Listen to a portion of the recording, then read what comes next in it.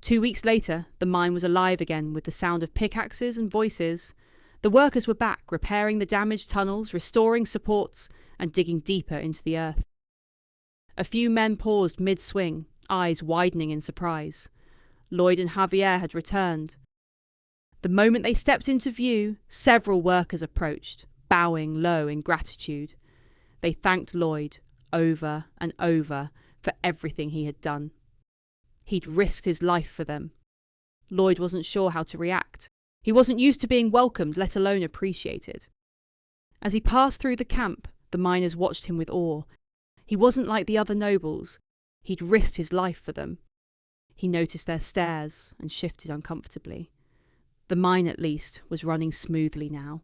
2 weeks of hard work had made it safe again, or at least it seemed that way. But Lloyd wasn't about to take any chances. Not even a small hazard could be ignored.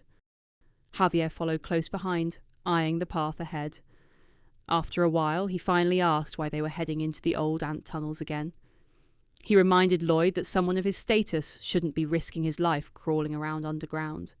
This was work the miners could handle. Then Javier hesitated.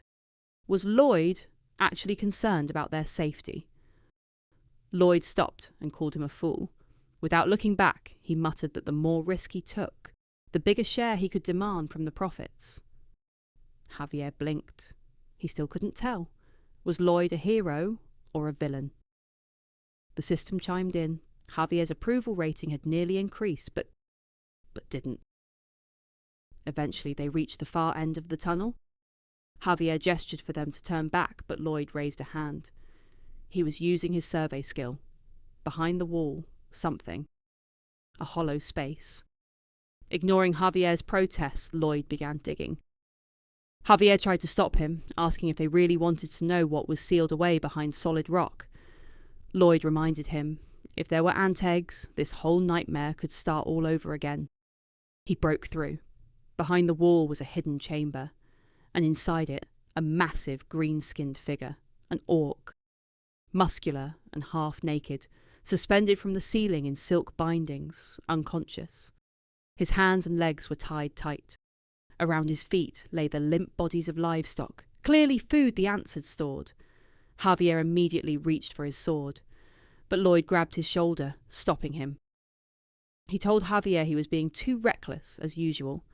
Then, still keeping his eyes on the orc, he asked what kind of creature it was. Javier shot him a look. It was obviously an orc. Wasn't that common knowledge? Lloyd then asked if it was dead. Javier said he doubted it. He'd heard stories. Giant ants paralyze their prey and store them for later. Lloyd grinned to himself. What an amazing find. Back at the manor, the orc was now awake, sitting on the edge of a guest room bed that looked like it might collapse under him at any moment. He introduced himself as Arosh, son of the Sand and Steel tribe, and every few sentences, he oinked. He thanked Lloyd for saving his life, oink, and swore he wouldn't forget the debt. Lloyd's brow furrowed. He asked if Arosh was saying oink on purpose, maybe to make himself stand out. Arosh looked completely serious. He said he had no idea what Lloyd was talking about. Oink.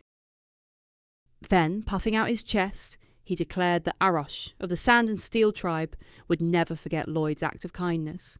If there was anything Lloyd desired, anything at all, he need only ask. Lloyd leaned forward in his chair, his expression shifting into a grin. The kind of grin that suggested gears were turning in his head. He said he wanted 120 orcs to work in the mine. Arosh's face froze. He said that would be impossible. Lloyd's grin flickered. He clicked his tongue, annoyed, but just as quickly the smile returned. He asked why not. Arosh studied him for a moment, then said he had looked just like a bad man there for a second. Lloyd told him he was mistaken. Arosh went on to explain that orcs from their tribe were warriors, and warriors only followed other warriors. Lloyd wasn't one, so they wouldn't take orders from him. Lloyd fell silent, sinking into thought. Then it clicked. He remembered something. Wild orcs came of age by bringing back the head of a giant ant. Arosh must have been trying to complete that rite when he got captured. A new idea began to form. He started licking his lips in excitement, disgustingly so, then broke into a wide grin. Clapping his hands, he swayed slightly in his seat and gave a cheerful sigh. He said that was that then. A shame, really. Then he turned to Arosh and congratulated him, said he'd done it. He completed his coming-of-age trial. Arosh looked down, ashamed. He said Lloyd was wrong. He had failed. Lloyd looked at him with mock surprise. He asked what he was talking about. Hadn't they slain the queen ant together? Arosh hesitated. He didn't remember that. Lloyd told him he must have lost part of his memory during the fight. It had been incredible, he said. The queen ant quivered at the sight of Arosh. He did most of the work. Lloyd only delivered the final blow. Javier, who had been silently watching from across the room, looked like he might gag. His face twisted in open disgust.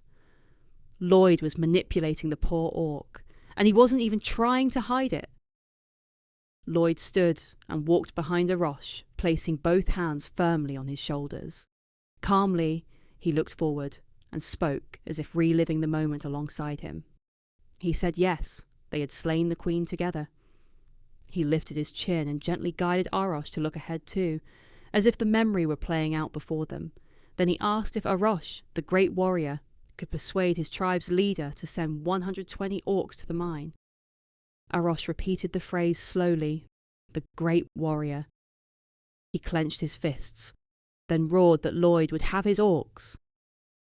A week later, Lloyd and Arosh arrived at the village of the Sand and Steel tribe. Inside the chief's tent, Lloyd knelt before the tribe's leader. The air was hot and thick, with only the smell of sweat and earth lingering around them. The chief sat on a throne draped in a massive animal pelt, his arms resting on the carved stone sides. Broad-shouldered and stern, he spoke with authority as he solemnly apologized. He could not grant Lloyd's request. Lloyd blinked in confusion. He stood up from his kneeling position and asked why the great chief was unable to fulfill it. The chief explained that their tribe ate an enormous amount of meat to maintain their strength. They hunted every single day in 3 separate shifts just to keep up. If they were to leave for the mines, they would suffer muscle loss. That could not be permitted. Lloyd tilted his head. Every day? The chief nodded. Meat spoiled quickly. There was no way to store it for long, so they had to hunt constantly to ensure a steady supply and keep their bodies in peak condition. Lloyd rubbed his chin. It really was all about muscle with these people. From the side, Javier muttered that Lloyd should just give up, but Lloyd didn't move. He cupped his chin, deep in thought. Then he looked back at the chief. What if the meat didn't spoil? What if it could last several days without going bad? Would that change anything? The chief paused, then nodded, oinking as he spoke. If such a thing were possible, he said, they could reduce their hunting and assist at the mine. They simply could not risk muscle loss, but they would gladly repay Lloyd if his solution worked. Lloyd grinned. He said it just might be possible. With a wide smile, he declared that he could make the meat last longer. When Lloyd first arrived at the village, he witnessed a sight he wouldn't forget. Arosh and the tribe's chief, his father, locked eyes across the village square. Tears welled up as they called out to each other's names. Then, without hesitation, both of them broke into a full sprint. They crashed together in a thunderous hug, the impact sending a wave of air rippling outward. The blast was strong enough to nearly knock Lloyd and his men off their feet. Lloyd watched with a grin. If he could get 120 workers with that kind of strength, productivity would go through the roof. After the emotional reunion, Arosh stepped forward and presented the severed head of the queen ant. The moment the tribe saw it, they erupted in cheers, fists raised in triumph. To celebrate, they declared a grueling leg day. Without missing a beat, dozens of orcs dropped into squats and lunges, some lifting massive slabs of metal, others using glittering treasure as weights. Lloyd stared in disbelief as one orc did weighted lunges while carrying a golden statue, and another squatted with a chest filled with gold balanced on his shoulders. They must have looted it all from some dungeon, but to them it wasn't treasure. Just equipment, tools for muscle, They trained with the enthusiasm of true muscle fanatics. Back in the present, Lloyd was standing beside Xavier, leaning on a shovel as they watched the orcs finish their workout. He shifted slightly, voice low with excitement. His plan was taking shape. He would secure the orcs and the treasure. Javier held the contract in both hands, skimming through it with a furrowed brow. He read it aloud. The contractor would construct a Seok bingo. In return, the tribe would pay with their finest tools. Additionally, stone fitness equipment would be provided to encourage further trade. Javier narrowed his eyes. "What's a Seok bingo?" he muttered, convinced Lloyd had made the word up. Lloyd casually explained. At the palace, they used mages to cast freezing spells to keep food from spoiling. The Seok bingo would serve the same purpose, without magic. Javier turned to him. "Where did you learn to build something like that?" Lloyd gave a slow shrug, casually brushing imaginary dust from his sleeve. "Just something I picked up in a student society," he said, trying to sound offhand. Javier stared at him. Lloyd looked away. Clearly not buying it, Javier watched as Lloyd changed the subject entirely. He pointed to the mountain beside them. "That rock," he said. "It was perfect for construction. Incredibly dense. Extremely durable. It was granite." Javier studied the sheer face of the slope. Breaking it would be no easy task. Lloyd agreed. There was no dynamite here, but maybe they had something better. He slowly turned toward Javier, lips curling into a grin. Javier caught the look and sighed. "Here we go again." Lloyd kept grinning at him. Javier watched cautiously. That grin always meant trouble. Lloyd was already thinking back to the book. He remembered a city trapped behind a powerful magical barrier with thousands of people stuck inside. The knights had no way in until Javier stepped forward and unknowingly created a skill that tore the barrier apart in a single blast. Mana Blast. From then on, it became one of the hero's signature moves. Back in the present, Lloyd described the skill to him, its purpose, the power it released, and how it might work. When Javier asked how he even knew something like that, Lloyd paused just a second too long, then gave a smooth answer that felt like it had been prepared in advance. He acted like it was no big deal, claiming it just came to him on the spot. Javier didn't look convinced. He stood there a moment, clearly sceptical. But after a pause, he seemed to decide it might be worth trying for his own gain. Without another word, he turned toward the mountain. He drew in a breath and reached for his sword. Lloyd grinned to himself. If this worked, he was going to get so much use out of him. Javier stepped forward, planted his sword into the rock, and released the technique. A blinding flash erupted. Kaboom! The blast was enormous. Dust and stones scattered in every direction. Lloyd nearly lost his balance, caught off guard by the force. When the smoke cleared, Javier was still standing. His blue suit was gone, blasted apart, leaving only the collar and his bare chest exposed.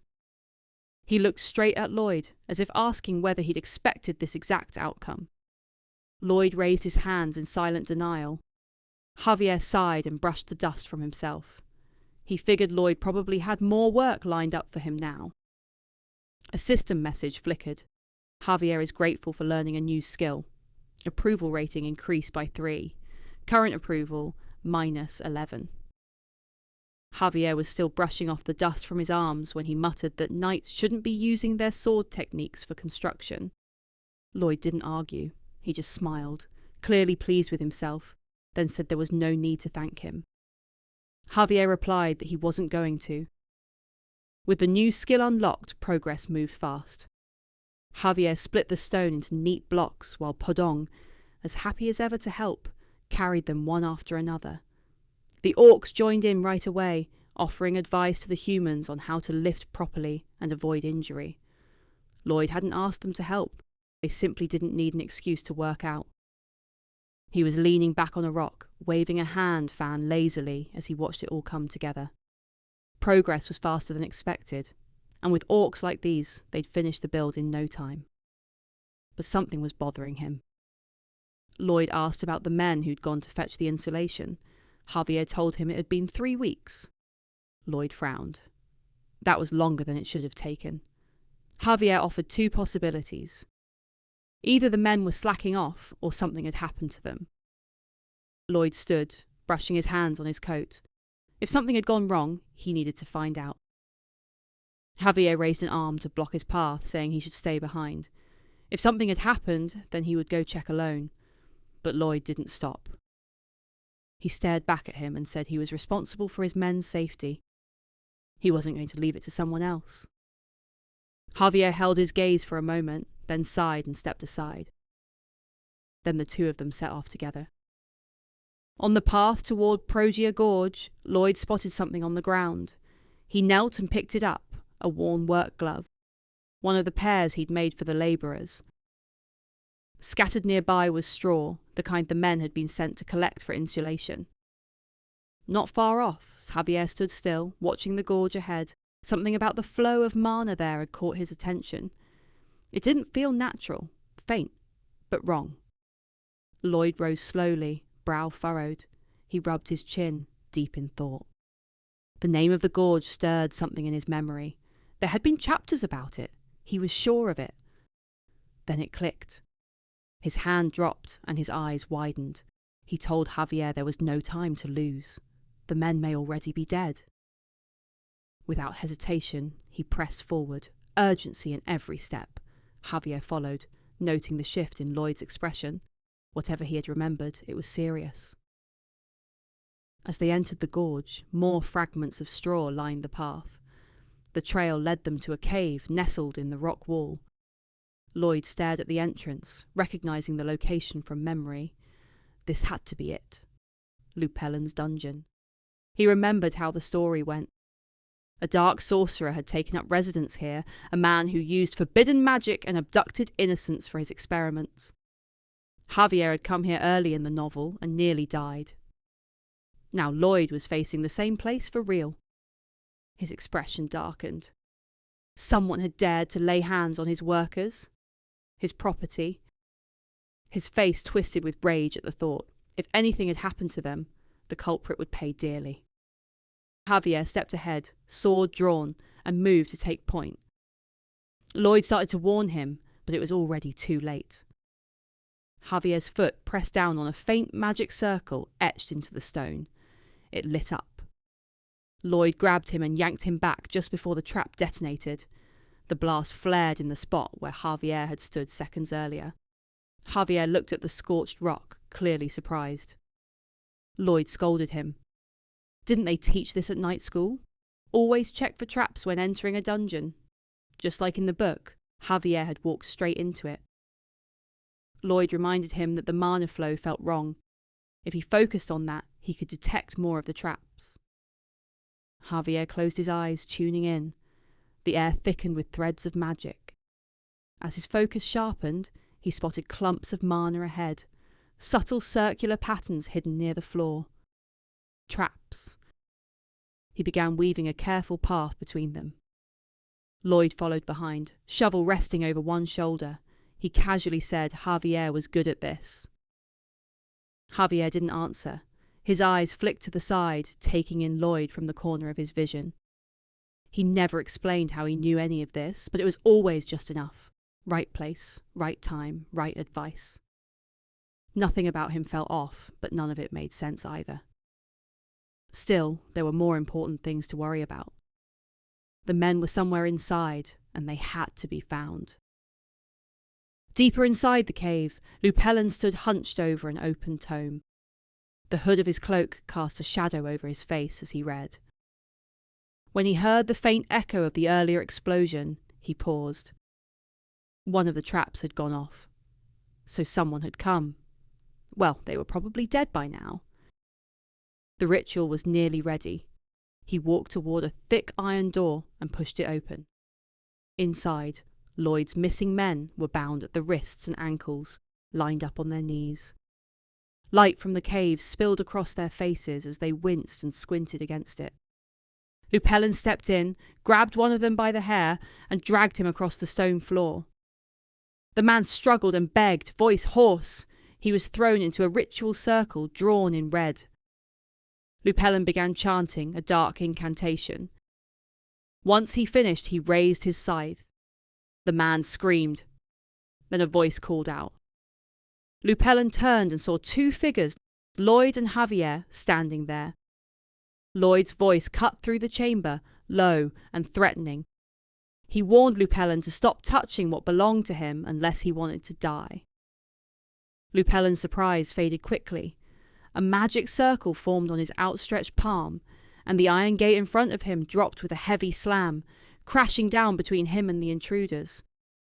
Lloyd and Javier didn't move. A faint hiss spread through the air. Lupelin smiled. Sleeping gas was now filling the chamber, enough to knock out an elephant. Lloyd immediately held his breath. As the gate dropped, he activated his surveying skill to see through the stone, then followed it with Energizer. With both skills active, he began digging at high speed beneath the barrier, faster and sharper than before, now that he wasn't exhausted. Javier, unaffected by the gas, stood still. He'd suffered from insomnia for years, and no sleeping concoction he'd tried had ever worked. Something like this wouldn't even make him blink. He scratched his nose, thinking it might be allergies, then glanced down at Lloyd without concern. The way he moved through the dirt, he really was like a mole. He'd have to remember to mock him for that later. Lloyd popped back up and pointed at the tunnel's entrance. Javier followed. At the far end, he aimed his sword upward. Power gathered at the blade as he activated his new technique, Mana Blast. With a sharp flash and a deafening boom, the top of the tunnel burst open. On the other side, Lupelin stumbled back in shock. A hand reached through the smoke. Then Lloyd climbed out. He wore his usual shameless expression as he asked Lupelin if he'd ever seen a better entrance. Lupelin scowled as magic circles began to glow on each of his hands. He slammed both palms onto the ground. The two circles merged, forming one large ritual symbol beneath his feet. From it, a massive creature rose, stitched together from body parts large enough to form a towering monster, nearly reaching the cavern ceiling. His failed reincarnation ritual had produced this ghoul, and while it wasn't what he wanted, it was still powerful. This creature is strong, there's no way they can scratch it. The creature loomed over Lloyd and Javier. Lloyd barely had time to start explaining its weakness, but Javier was already moving. He'd launched forward, sword drawn, and brought it down with a blinding wave of fire. The blast engulfed the ghoul and split it clean down the middle. The corpse collapsed, motionless. Lupelin stared in horror. Even Lloyd was surprised. This hadn't happened in the book. They stood side by side now, Lloyd with his shovel resting over his shoulder, Javier quietly sheathing his sword. Lupelin dropped to the floor, trembling. Lloyd stepped closer, knelt, and looked him dead in the eye. His brow was furrowed. This man had set his project back weeks. How did he plan to pay for that? Lupelin collapsed into a bow, begging for forgiveness. Lloyd cut him off. He didn't care about apologies. He wanted compensation. Scrambling to respond, Lupelin offered all the valuables in the cave. Everything he had. Lloyd smiled. Javier stepped out from the back, supporting one of the men with an arm over his shoulder. He said he found the others. They were all alive, just exhausted. Lloyd nodded, eyes still fixed on Lupelin. He asked why the men had been starved. Lupelin didn't look up. His voice came low and hoarse. He said he was researching how to bring someone back from the dead. His wife and child had been taken from him. He worked under a noble once. They'd tried to escape, but the noble caught them. Lloyd cut him off before he could finish. He didn't need to hear it. He asked what his family would think if they saw what he'd done. Murdering innocent people in their name. Did he really think they'd thank him? Lupelin went silent. Lloyd gestured toward the remains of the ghoul. All those people sacrificed, and for what? Did none of their lives matter? Lupelin looked down, saying nothing. Lloyd rose to his feet. He told him plainly. He'd return soon with workers to claim what was owed. He turns away and tells the man he will show no mercy if he tries anything like that again. Behind him, Lupellin collapsed, dropping to his knees. He pressed his forehead to the floor and muttered his thanks, but Lloyd kept walking. He already knew how this story played out. In the original version, Javier had spared the sorcerer, believed he could be redeemed. But he'd gone on to slaughter countless others, becoming a monster himself, and returned as a recurring villain, always getting in Javier's way. So why was Lloyd walking away? Because he was waiting. He heard the shift of movement behind him. Lupellin raised his head, eyes wild with hatred. A glowing circle spread across his palm. Magic burst to life as he lunged forward to strike. Lloyd turned his head slightly, catching him in the act with a cold stare. He reminded him. He'd already warned him once. Javier's blade sliced clean through his neck. The head hit the floor. It bounced once, then rolled to a stop. Lloyd stood over the body, silent. He was thinking back to his days on the construction site. There was this one guy older than him, always abusive for no reason. Every day was the same. No matter how many times Lloyd apologised or tried to be respectful, the man kept pushing, kept getting worse. Until one day he crossed a line, said something about Lloyd's parents. Lloyd snapped. He lost control and beat the man senseless. Over and over until someone had to drag him off. After that, the man never said another word to him again. Sometimes violence does solve problems. Back in Korea, he thought, murderers are given a slap on the wrist. But Lloyd didn't agree with that. Sometimes villains deserved a fitting punishment. He looked back at the headless corpse, then turned and walked away.